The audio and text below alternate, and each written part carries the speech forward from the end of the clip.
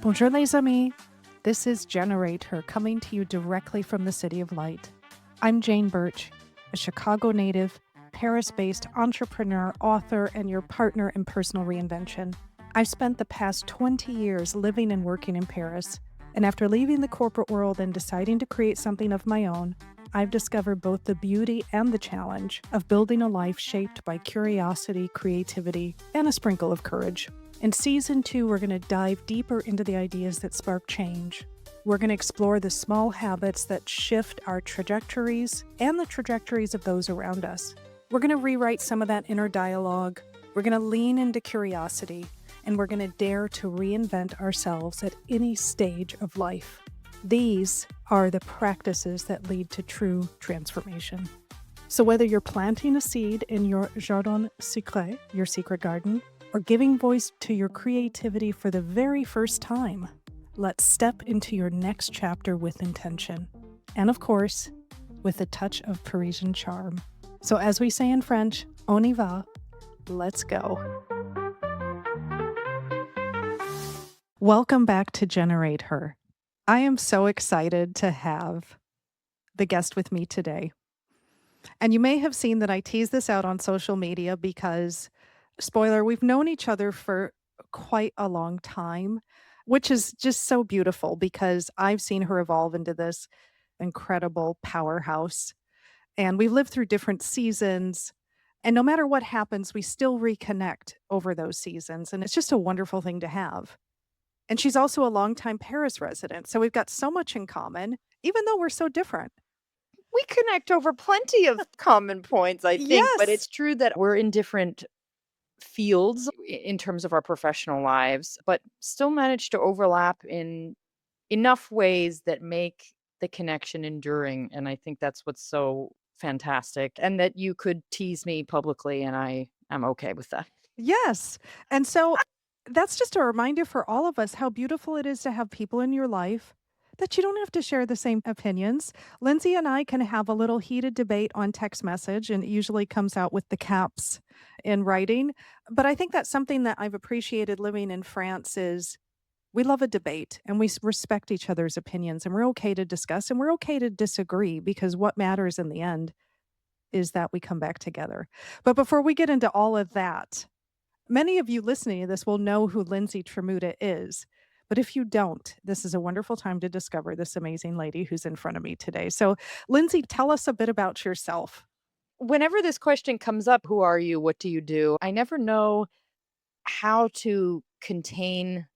Not because I think I'm full of so many multitudes, but really just because who I am has changed so much over the years. But I guess on paper, I am certainly a journalist or an author, a storyteller. But I'm reaching that point where I'm also trying to figure out what else that looks like and how do I want to be defined. So I guess the broad answer would be storyteller because that can come to life in so many different ways. And as I've run a podcast for many years, you were a guest on that show. Yes, I was a guest on it. And I think it's a really interesting format because of how much more emotion sometimes we can convey through our voices. And I also do things sometimes on video and trying to get more comfortable with that. So the way storytelling evolves or has evolved for me and the formats that it takes have really shifted in the years that you've known me. So I'm trying to be very adaptable and go with the flow of things, which isn't always easy. And I know you and I share that, which is that we like to try to control as much as we can to Absolutely. feel reassured, but there are some things that really are just gonna develop organically. So that's a nonlinear answer to who are you and what do you do? So But you know what? You've touched on some important points that I want to pick at, or not pick at, but I want us to discuss because I've really been sitting with this concept of finding your voice. And then it dawned on me there is no such thing because our voices evolve as much as we do. Our values evolve, our experience evolve, and all of those shape this quote unquote voice we use. And the person I was last year is very different than a person I am this year. So let's talk about your many voices and how they've evolved and how you continue to find them and refine them. it's a really good question. I think in the beginning of my career, I looked to models, so other Mm, journalists, other writers who had found a way to incorporate themselves somehow into their reporting without necessarily making stories all about them. They weren't necessarily just writing essays. So I was very interested to try to find a way to bring my experience into some of the stories I wanted to tell without it being strictly about me. And so having people who model that format and that style is very instrumental. So one way I did that was by reading a lot. Right. That's still a gold standard piece of recommendation for anybody who's writing is you need to be reading a lot. But also, I think my voice as I would experience things would naturally change, and sometimes I was aware of it and sometimes I wasn't until readers would tell me that they've seen the growth or they followed me from the beginning, and that's really interesting because when we're in the weeds in our own work, it's very hard to determine some of the micro changes that are happening as we experience things, whether it's because we've lived a certain number of years in a given place that we're writing about, or there have been environmental developments. Like, for example, in Paris, we've lived through a lot of very significant and traumatic events in the last decade. And those really influence how I look at the place that I often write about. Let's talk about that. You start to unpack why certain things happened, what allowed them to happen. How does a country like France develop its policies when it comes to security and immigration and secularism, France's own brand of secularism? And all of these issues come to the forefront when you have something like a terrorist attack or you have a global competition like the Olympics that brings all the eyeballs onto a city and how it needs to adapt and shape itself in order to accommodate all of these an influx of people. So those are two very different extremes, but through it we are living in the city as it is changing and bending and maybe feeling the tension of policy and of travel and all of the things that are part of living in a place. And so I think I am definitely, especially since my first book, The New Paris, I was still writing when those terrorist attacks happened in November 2015. And for a while, it really threw me off course. I had a deadline of, I think it might have been January or February of 2016. And so that happening in November while I was writing and still very far away from finishing was quite daunting. And I was questioning my role and my voice in talking about this place Right. that had just undergone this massive tragedy. And ultimately, what I realized, I gave myself the space to grieve and to feel all the things and write essays as they were asked of me. And ultimately, I realized also that my voice really changes when I'm reacting to something visceral, something timely, something that I don't have weeks to stew over. It really is just your gut reaction of something you lived. And after I did that, then I could go back to the manuscript and say, you know what, actually, this is super important to honor the city and to feel like actually the value was in continuing to tell the right stories, or at least what I thought were the right stories about Paris that shouldn't hopefully change in a fundamental way after that horrible tragedy. But in fact, it would bring us together. And there's a different type of community that was created, at least in our neighborhoods, following that phase of time. I guess what I'm saying is that whether it's that or something far more minute, like something you're going through in your personal life, all of that experience and emotion and grief and pain and excitement does end up finding its way into your voice. So if you're an artist, that's going to manifest with the brushstrokes or the colors, or if you're a director, the angles you're looking that you find compelling. So I guess the more I focus on what is my voice and how do I change it or reorient it, the harder and the more impossible it becomes. I think it Right. really has to be something that you relinquish control over and you allow yourself to live and for this part of yourself to develop naturally.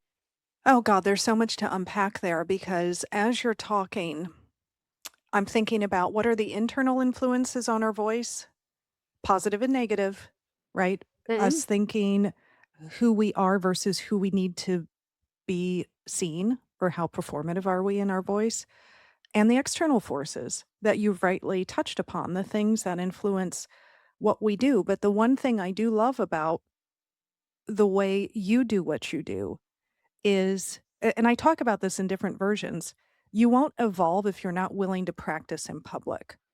And practicing in public takes a certain bit of courage. You mean just public speaking, just speaking in front of a group?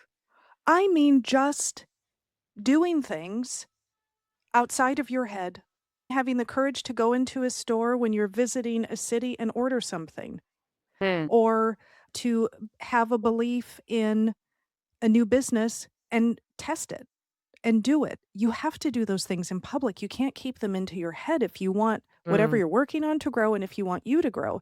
And that also means testing different versions of yourself. You know that I'm an introvert. A lot of the world probably does not. No, I was joking earlier with a friend we both have or know, a person we share in common, Okay. that sometimes I just wanna get you out of your house because you really are so fun and funny, and that's obviously what we share together. We laugh all the time. And we dance. I will say we dance well. You have moves. If anybody didn't know that, Jane Bertch has moves. But at the same time, I'm still always amazed at the ways in which you do put yourself out there. So you're not this introvert who refuses to leave home altogether. Like you clearly have found the right balance and know how to engage in a way that doesn't totally deplete you. Yes, 'Cause that's another, we all have to adapt or work within our own limitations. And absolutely. I don't think we can fundamentally change who we are. Introverts, maybe they want to become slightly more comfortable with putting themselves out there, but is it realistic to expect them to change just because it would do them a professional service to Yeah, put themselves out there? No, you can't necessarily expect that, but it is also just listening to yourself. But it's true that if you're trying to talk out, I don't know, let's say a book idea or a business idea, also talking to your network is super important. And I don't mean just absolutely. your network as in like acquaintances, but my best friends are some of the brightest and most intuitive people I know, and they know me. And Yeah, so they're more likely to give honest feedback about tone, for example. You might want to think about framing it in this way because it would sound a little bit more optimistic, or it would sound this, or it would sound that. And sometimes you need those people who know you to help you get to where you want to be. And so I don't absolutely. always believe that you need to be consulting people who are outside of your inner circle. That can help too, but I find the most nourishment from the people that know me. Yeah, and that leads us to community, which I want us to go into, but I want to draw out some of the things that you said that I think are so important for people to take away, which is one, the courage in your voice to let it evolve and practice how you appear in public and how you opinionate in public. I think that's something that you do in an extraordinary way. You have so much courage and you can talk on so many different topics and you're so well read and you share that. Well, because I think that it can be quite intimidating both to get up and speak, Right. but also to be asked to speak on a topic as though you know everything. And I think we also, as people who go out and speak or answer questions on certain topics that interest a lot of people, that we can be very honest when there's something that we haven't quite grasped. But the only reason I feel more comfortable doing these sorts of exercises is because I started to do it when my first book came out. And actually, I launched the podcast like a couple months before the book came out or simultaneously.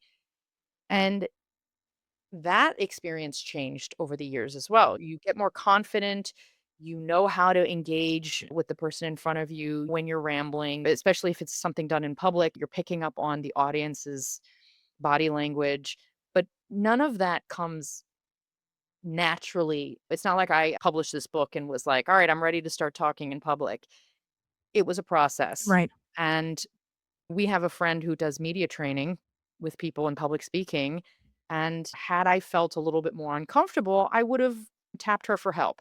And so there are resources, but it's true that it's a muscle. It's a muscle. But at the same time, you, I think, are someone who can get up and speak without necessarily having 100 prompts. Like you could be asked to give a monologue on a theme and you'd be comfortable doing that. Whereas I think I'm a little bit more comfortable when there's a question and answer, a back and forth, a Sure. dialogue. Everyone has their strengths, but I think that if it's another way of connecting with people, and that's, I think, your point here is we long for connection. And sometimes that it's enough to do that through the page. Right. So someone who reads my work and doesn't necessarily want to go beyond that, maybe that's enough for them. But then there are those who really want to feel like they're going one step further. And I also enjoy that experience. And so if I didn't, I would probably be less comfortable with the whole speaking in public endeavor. And let me just, because I want to tie this up real neat, whoever's listening to this, maybe they have no desire to speak in public. Hmm. So it's not the thought of that venue, it is the thought of whatever you want to try to see as a new version of yourself, that you have to practice it. And you have to do that in front of people. I believe that. There's no point in me coming up with a great business idea that I leave in my head. I have to throw it out there. I have to see if people are going to resonate, and I test and I refine and I test and I refine. And I think, like you do, possibly over the years with your voice, quote unquote. Yeah. And that's also why I exercise out of the house because I need the accountability. I need Yeah. to feel like I am doing this thing that requires a lot of will in front of other Yes. people who are doing the same thing. Maybe we talk about community. That's a great time to talk about. I mean, because a community, especially as an expat, so you have a different view. I don't think we're expats. I think we're immigrants. We're what? Immigrants. Immigrants? Yeah, expat comes with this like very privileged, entitled, like Oh, okay. quality. And I see it as being someone who moves over for their company and they know they're here for 3 years and then they're going back to their home country. That's an expat. Okay. I'm not going to fight you on it. I'm not going to fight you on it, at least not here. I'll be back to you on text later. But it's the same principle is that we're part of a community of individuals who weren't born here, Right. who have made their lives here, navigate some of the same hurdles and accomplishments and these really bright moments and these frustrations. And so Yes. we need each other. But that would be the Yes. same if we were both in New York City and we're both trying to start up a business. I think no matter where you go, you need to feel like you have support. Absolutely. And I think that support is so crucial. And I like to call that the soil. You know, I'm very much on my theme of your jardin secret and how you grow these things, and that's your soil. Those are the people that you talked about earlier that you can share. You have that sacred, safe environment where you can share what's on your mind. You can share your ideas. You can share your insecurities. They keep you accountable. Those are the people that help you develop. And women are already much better at doing this than men. I do think so. They keep things in general very either surface level or very tied to a professional matter, but ultimately we go deeper. Not all men. Not all men, it's true. But when you look at like the statistics on loneliness among men, on their lack of these really deep friendships that are unlike the ones that we share as women and build and nurture over our lifetimes, I get the sense that they don't necessarily have someone who they can get professional advice from or dialogue with while also digging deeper into why maybe they feel this way in a professional setting. It's almost like among us women, we have these little therapy sessions. And so, Yeah. yes, we may be coming together to talk about a business idea or a problem at work, but it goes so much deeper than that. And I think we are able to problem solve perhaps more comfortably. Well, I'll tell you what I have seen. What I have seen in my retreats, and you did participate in one. Thank you I did. for making that successful. It's amazing when you get people who are on the same page together in the same room. Because in the situations where I've had these retreats, these women don't know each other. And the energy and the bond and the love that they create from minute zero Mm.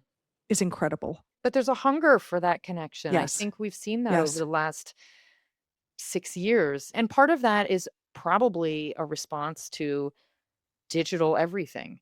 We spend so much time on our screens. You and I are looking at each other over a screen right now, Yes, we are. but we need to feel not only the physical connection, but that we can look at someone who's going through something and reach out to them Yes. and physically connect with them. And I think we need to prioritize that. And I think it helps our ideas, it helps to get us out of our own way. Right. So I'm not surprised that women come together and they forge connections. And can I also tell you what I love? And maybe I've just been so lucky with the women that I've met. And I'm putting you in this box. Thank you. I believe in extreme honesty with people I care about, and that's tough. But I believe if I love somebody enough, I will deliver a message that's probably harder for me to say, or as hard for me to say as it is for them to hear if I want what's best for them. And that to me is invaluable when it comes to friendship and community. I want the friends who say, "You're not on the right path," Mm. or "This is not what you said you would do," or "Dear God, don't wear those jeans again. They look awful." It's the people in your life that have courage to love you and be honest with you when you're not honest with yourself. Yeah, and if you're only seeking out the people who are gonna validate your ideas Mm. and your beliefs and never challenge you, then, you're not. And we've got so much noise Yeah, right and now you're not because we helping yourself because ultimately you can easily do that online in a completely Yes, detached way, but with the people in your life, you really need to allow yourself to be surrounded by people. Not every single person is gonna challenge you at every turn, that isn't right, the idea right. either, but you do want people who will call you out, Yeah, yeah, and I do think it makes you not only a better person, but a better thinker, a better business mind, strategist, whatever. I think we need sounding boards, and the worst idea that someone ever had was putting people in little cubicles and thinking that they could do everything right. on their own, and I just don't believe that's true. However, I have been pitched interns. I mean, I've gotten requests like, "Can I come intern for you?" And I have yet to be able to open up myself that way, but just to say there are ways to open up whatever you do to other people and not have everything be solitary. Absolutely. So that leads me into social media. I Oh, think that's a God. really interesting segue because I will say I kind of dislike it. I look at it as a tool. I try to use it as a tool, but it's also brought these wonderful little glimmers of surprises with really interesting people I've met. This is the paradox. It has done so much. First of all, you and I met on the internet, technically, on Twitter. We met on Twitter before we ever met in person. Oh my God. We did. And I met so many people through blogging in those early days. And to this day, I mean, readers who will show up to events, I don't know exactly what the breakdown is, but I'm sure many of them come via an announcement I might have made on social media. And then I get to connect with them. And Yeah. I've met some of the most wonderful people who have greatly inspired me or changed my life in some way. And so it's really hard to square that with the absolute time suck that it is, and also Yes. how toxic it feels a lot of the time. And that is by design. That is Meta and all these platforms spamming us with content we don't want and didn't ask for, and advertisements, and we're shown people who are developing things that are without substance and Right. are encouraging us to consume or just do very vapid empty things. And it wasn't that way in the beginning, but that doesn't mean that there aren't still really interesting people on there, but there is a fatigue happening. And so I'm sure you feel this too because you're building something that you're still in the early stages of, and the internet is still very instrumental. We need a presence. It's the easiest first way to connect with people. So, what are we to do about this? So here's my response. I'm still sitting with that and I'm thinking about how to deal with that. But I'll tell you what I'm very rigorous at, that I've gotten good at. I self control. I will not consume information that either is useless or does not make me feel good about myself. What is considered useless? Useless in that it doesn't give me any sort of beautiful pleasure. Okay, I'll watch poodles on Instagram, fine, but it's sweet, it makes me feel wonderful. That's why I was Will challenging you on useless. It has value to you. It's just not 5 things you need to know about. I really take exception because I wanna talk about role models, that's important to me, is we've taken the thought of somebody jumping into turquoise pools and getting free handbags from brands as a role model, and that's very painful to me because we know how important role models are. Those are our psychological view of our future self. And how is that possible for many of us? So I'm very careful with who I watch and how much I consume. You're very smart about that. I know that I can also, like every other human, start comparing. And I try to share and not show off. There's very few parts of my life that I'll share if I think it's gonna make somebody not be able to access it. Yeah, that's also been something that has been important to me over the years. I realized that through my job, I've gotten to go to some pretty amazing places and stay in some amazing locations purely for stories that I've been reporting. And it can appear as though that is part of my that isn't within the realm of my own tax bracket.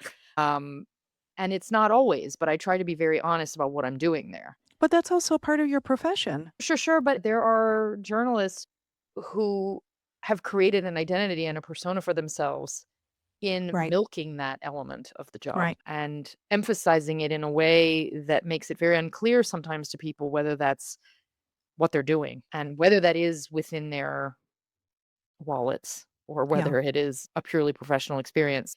But you know what? Can I come back to us? Us as Yeah. a community, us as voyeurs, us as consumers. They won't do it if we don't continue to consume it. Oh, I know, and that's where the So fatigue will I hopefully know. kick in. I mean, I haven't seen so many people express this level of disinterest and the concept of enshittification, which is a great book, by the way, Okay. of not only our social media platforms, but our digital devices, our tools, everything that has been sold and marketed to us. Everything is declining, and you feel that, and people feel that, and they're feeling like we've been taken advantage of in a big way. And I know for sure that there's a chunk of people who I follow and who follow me who have disengaged in the last 6 to 8 months. I Yeah. wouldn't be surprised if they're very rarely connecting to Instagram, for example. Will it happen in a broad way? I don't know, but certainly the discourse online seems to suggest a mass frustration. So what you're suggesting requires everyone to hit that breaking point and say enough is enough. Or just be responsible. And, ultimately it's up to us. We're adults, and I Yeah. do tell myself I have a choice of what I consume. And I'd rather consume your information. I'd rather consume a lady called Molly who does the soft business movement. I'd rather consume Lily. She's always sharing positive information. I'd rather consume those that I feel are doing it in service of others.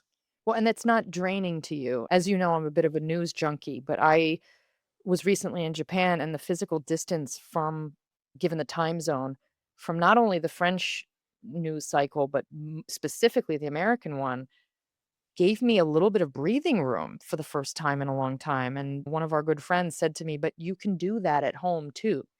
Right. And I have to get to the point where I am putting those barriers up for myself as a self preservation method. And so I struggle with this idea of caring about the state of the world and also being completely drained and bereft by it all the time. We can't create, we can't function, we can't support positive movements in our world if we're constantly grieving.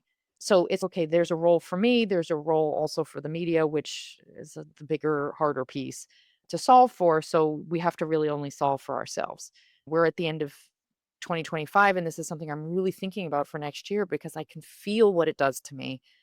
I can feel how it makes me anxious and how now I can compare with those 2 weeks far away in another culture in Japan, not feeling the pit in my chest and what that could do for my mind and my ideas. And this is something we need to think about. Well, let's talk about that. Let's talk about that a little because I think you've got some really interesting things to share with people. So, one, up to now, even though we've talked about so many different subjects, I think people will see commonalities in them. Right. Trying to find your voice and trying to have courage to express it so you can continue to refine it and see how it lands on whoever's receiving it. Building community, self controlling so that you are seeking out things that feed and fuel you, not deplete you. How does Lindsay do that? Because all of those erosions take away from your creativity as a professional. How does Lindsay do that? I mean, she's struggling with it, I think. In complete honesty, every time I have deep conversations with friends, Mm, some of whom have been more successful at implementing boundaries for themselves, so I can learn from them, and I feel very enriched and motivated once I've spoken to them. And others who are maybe in a more dire state than I am, it's helpful to talk about this with the people around you and not just think, "Oh, I'm such a failure. I can't establish these boundaries for myself. What is wrong with me? Why can't I stop?" It's meant for you not to stop. Okay. So it's right. also accepting that my reaction is just like what everyone else feels in the face of all these tools and the saturation of information and bad news and all of that. And so, what is the solution beyond what I'm struggling with is simply to put certain things into place. One of which was not sleeping with the phone by my bed, of course, giving myself 20 to 30 minutes to wake up and, make my coffee and get natural light and not have a screen be the first thing I see. Taking certain apps off my home screen of my phone. I just saw a friend earlier who actually took the Gmail app off her phone, and so if she needs to check in with her email while she's on the go, she has to go into the browser, and we know how clunky that is. Right. So, creating these sort of extra steps to retrain yourself because we need that assistance. Absolutely. For a long time, I felt, "Oh god, but what does that mean about me if I can't even do this?" And you, like, trick myself. But again, the science and psychology suggests that, yes, we are all in this situation.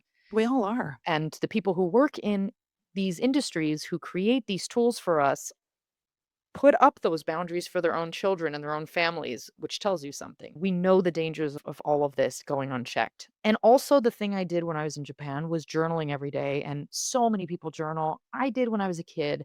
I've never been able to do it on a regular basis since, but I got into this routine while I was there. And now I really want to keep doing it because I think it is Oh, helping me get things out. Lindsay, I journal every morning, I know you do. and it's been so helpful for me. Just the act of expressing why I feel anxiety Mm, sometimes helps me work through. Actually, there's nothing there. It's just the anxiousness. It's just this pent up uh-huh. pressure cooker. And if I'm trying to explain to myself or write it out, uh, halfway through, I'm like, well, actually, I'm not that upset. It's almost like it gets it off your plate, your mental plate. So Absolutely. you've taken it out of your brain and onto the page. And they say anyway that like physically writing by hand, it's an act that does something more than just extract thought. Yeah. That's why it's so cathartic. That's obviously why therapists recommend it. And it's not necessarily about the perfect words. And so that's another thing I have to work on, which is thinking that journaling needs to be this eloquent expression of what I'm feeling.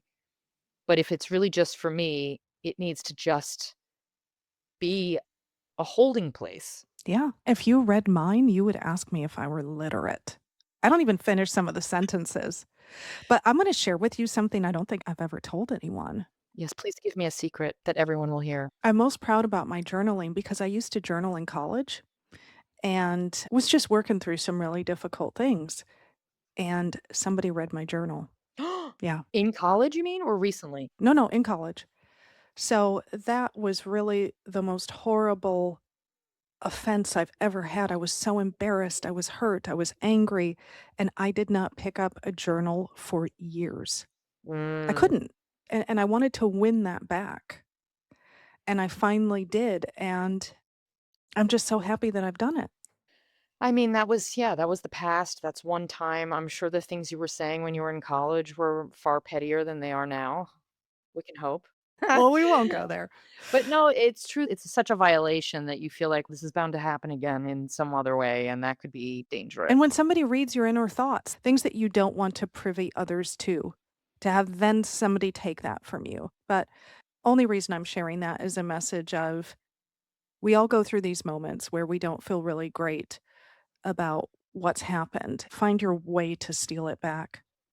And sometimes it just requires time. Yeah.